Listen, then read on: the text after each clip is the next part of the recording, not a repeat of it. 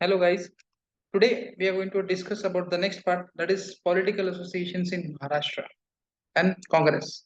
Let's start the discussion. Just a minute.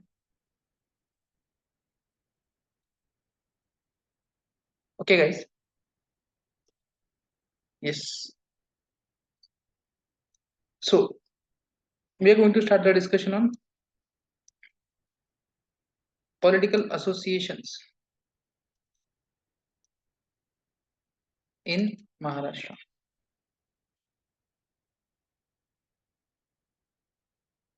Okay. So the first ever established political association in Maharashtra was Bombay Association, which was established by Jagannath Shankar Shet. Okay. The first association was Bombay Association, established by Jagannath Shankar Shet in the year 1852. Okay. After him, I'm not talking about the India, we're discussing about the Maharashtra.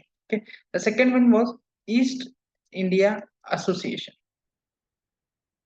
Okay. Actually, if you see, the first branch of East India Association was established at London, and the second branch was established in Maharashtra. Okay. To be specific, you can say in Mumbai. Okay. The first branch was established in 1866, which was in London, and later its next office was opened in Mumbai in 1869. So, in short, the second association was East India Association in Bombay. Okay, and next important or third or in sequence, you can say the next one is Sarvajanik Sabha.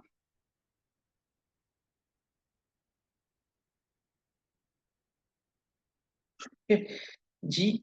B. Joshi was an important prominent person. Okay, and here you have Dadabhai Naoroji. Okay, so G. B. Joshi was an important person who was related to Sarvajanik Sabha. Okay, and then you have Bombay Presidency Association. Okay, this was established by three persons. I want you guys to tell me the name of these three persons. Okay, please comment the names of this particular three person. Okay, Sarvajanik Sabha was established in the year 1877, and Bombay Presidency Association in the year 1885. So these were some prominent organizations which were established before Congress. But after some time, there got a need that we should have big organization or all India organization. Okay, the name of this organization was INC. So the next part that we're going to see is establishment of Indian National Congress, INC. Okay, so what happened was some of the intellects of Maharashtra. Okay, some of the intellects of Maharashtra, such as Shankar Shet or Jagannath Shankar Shet. Okay, Vyomesh Chandra Banerjee, Dadabhai Naoroji, Allen, Octavian Hume, and Ripon, Lord Ripon. Okay, what these all people decided, they worked, okay, or they worked together for the establishment of an all India organization, an organization which would represent the interest of all the Indians. Okay, and this led to the foundation. Okay, this led to the foundation of INC. Okay, where it was formed? It was formed on 28th of December 1885 at Mumbai. Initially, it was to be found or it was to be formed in Pune, but there was an epidemic in Pune. That's why the location was shifted to Mumbai. Okay, so it was found in Mumbai. The first meeting was attended by generally 72 delegates. Okay, the first meeting was attended by 72 delegates from all over India. Okay, now this particular organization, as it was born, or the prime focus of this organization was to keep alive the ideas of nationalism amongst the Indians. What was the main aim? To keep alive the ideas of nationalism amongst the Indians. Okay, and later you can say this was supposed to be the main organization which has fought for the independence. Okay, what it has done? Fought for independence. Main organization to fought for independence. This was Congress. Now, if you want to see how exactly the Congress developed or what was the working procedure of Congress, you can divide its working procedure into different phases. Okay, so the phases of Congress or the working procedure of Congress is divided into three phases. Which are those three phases? The first phase is called as phase of moderates, which briefly runs from its formation, that is 1885 to 1905. Okay, this phase is called as the age of moderates. Second phase is called as the age of extremists. Okay, it runs from 1905 to 1920. And the final phase where we get independence, that is about the Gandhian era or Gandhian phase, which runs from 1920 till we get independence. So these are supposed to be three phases of Congress or three working phases of Congress. Okay. So in this particular session, we are going to discuss about the moderate phase. In the next lecture, we'll be discussing about the extremist phase. And after that, some other facts, and then we'll move towards the third phase, that is Gandhian era. Okay. So let's start with the first phase, that is moderate phase.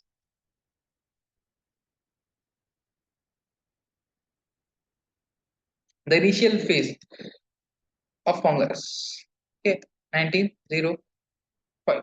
Okay, so this phase was dominated by moderates. That's why it is called as moderate phase. Okay, so what was this moderate ideology, or what was the ideology of these people who were belonging to moderate phase? Okay, first thing what you can say is these people had faith in British sense of justice. British sense of justice. Okay, these people are firm on this particular thing, and they thought that India could achieve all-round development if they are under British dominion. Okay, what they thought is we can achieve all around development under British.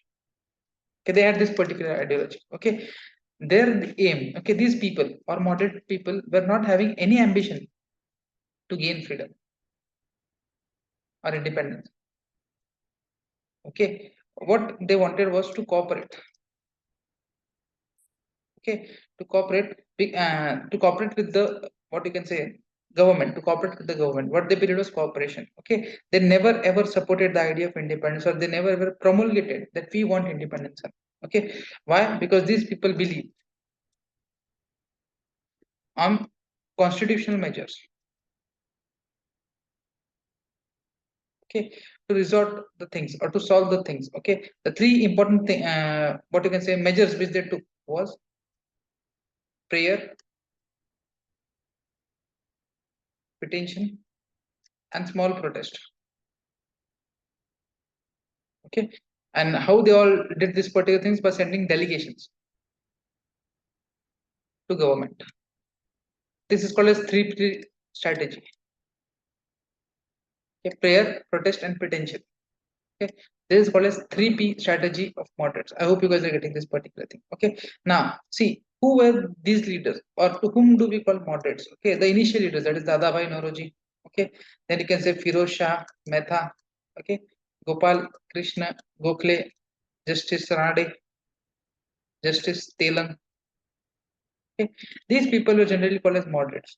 Okay, these were Western educated, or these people were educated through Western ideologies. Okay, West ideology had influence on this particular person. Okay, so these people believed on British principles. Okay, these people believed on British principles, the British ideals of justice, liberalization, or liberalism, democracy. Okay, etc. They believed in all these ideas or all these triads of Britishers. Okay, justice, liberty, and democracy, and they believed in this particular thing. Okay, and they thought that Britishers would lead India. Okay, what they thought was British would lead India into a peaceful, healthy, progressive society. Okay, they can make us develop. Okay, and they were completely against the bloodshed. They, sorry, spelling wrong.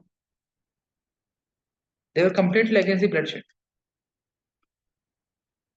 violence, and destruction of property. Okay, because they thought these peoples were opposing the rule, and if you go with this, British would never develop us. They had this particular ideology.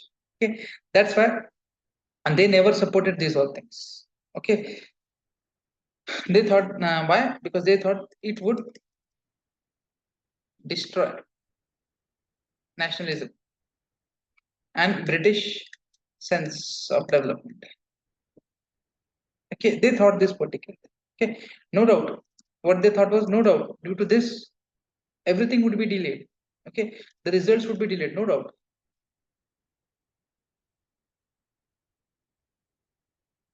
But they are assured. For sure, they would be delayed, but you'll get it, 100% get it. This was the thing they believe. Okay, they had this particular ideology. Okay, second important thing is, uh, what they thought is, in future, if India gets independence, what India needs to do, India needs to learn the technique of administration. Okay, India needs to learn this particular thing. So what they said, in spite of protesting against the Britishers, what Indian should do, Indian should learn how Britishers carry administration.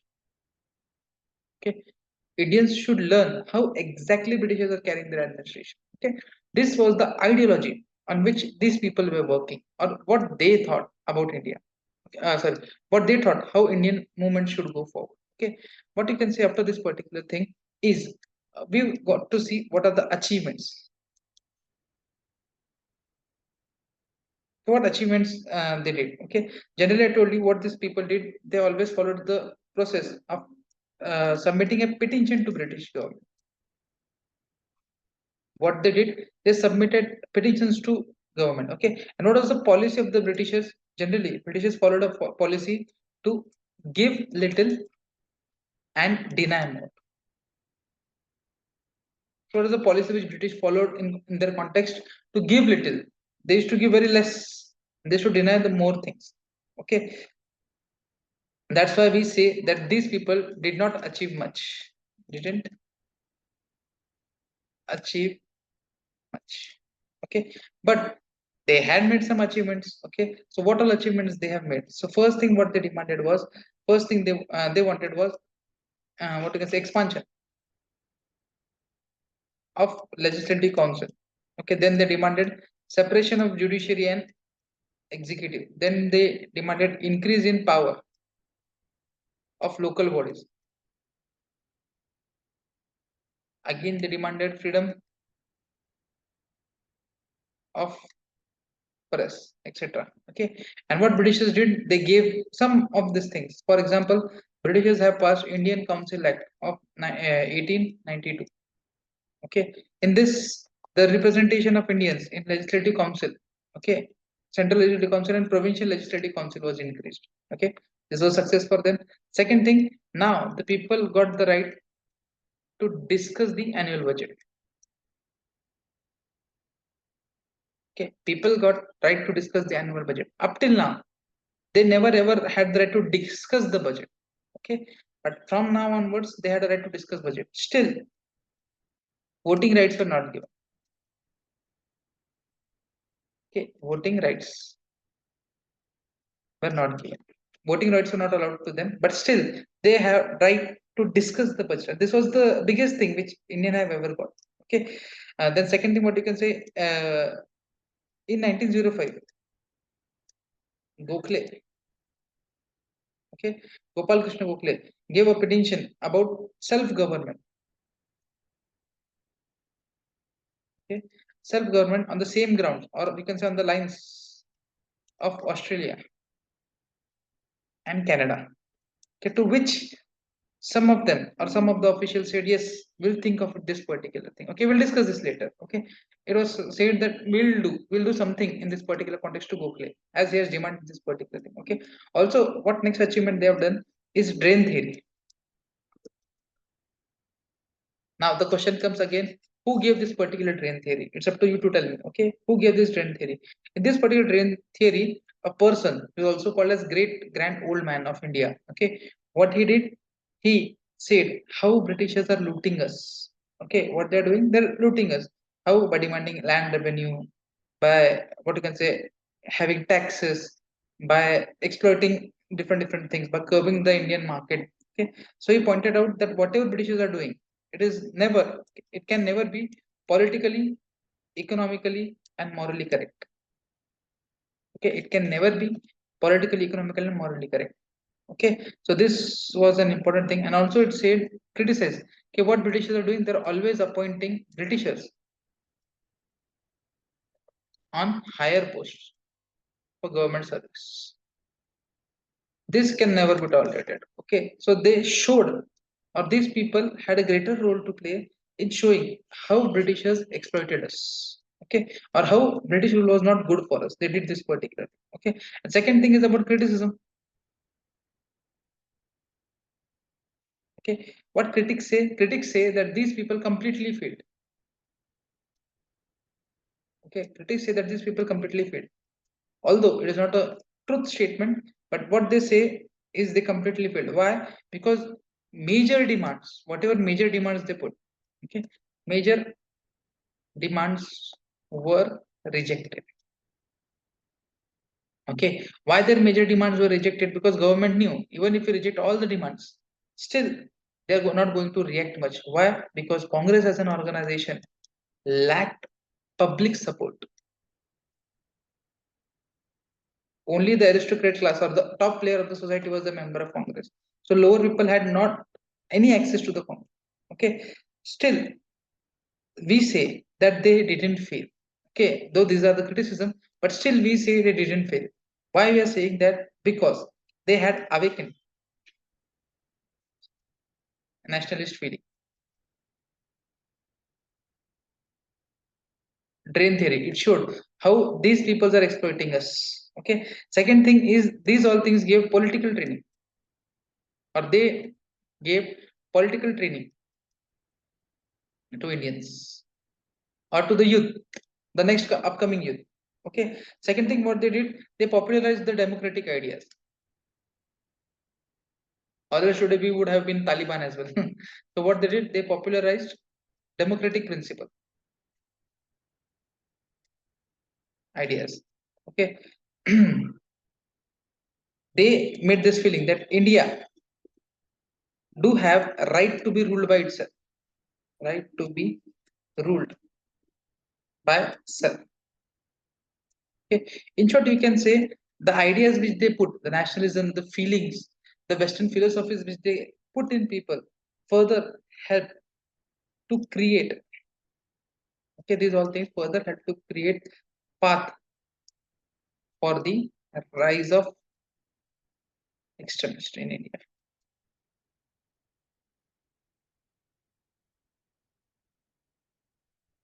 Okay, so this was it in the context of moderates. Okay, we'll stop over here. In the next session, we'll be discussing